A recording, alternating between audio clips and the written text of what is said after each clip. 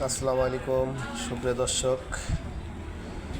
অনেকেই মনে করে যে ডিমে হয়তো কালার বা হলুদ দিয়ে কালার করে।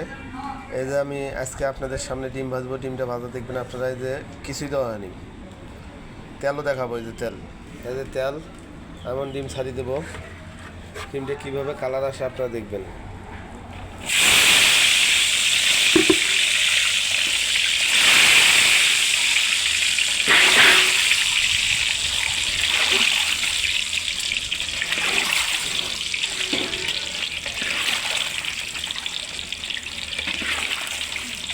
অনেকে অনুভব করে যে আসলে মনে হয় ডিমে হলুদ দিয়ে কালার করে, তা নয়।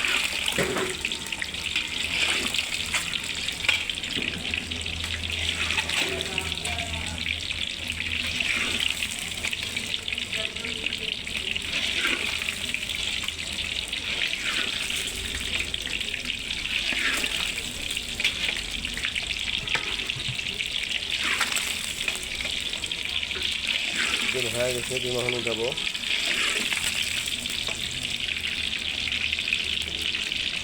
এই যে কত সুন্দর কালার হয়েছে দেখেন,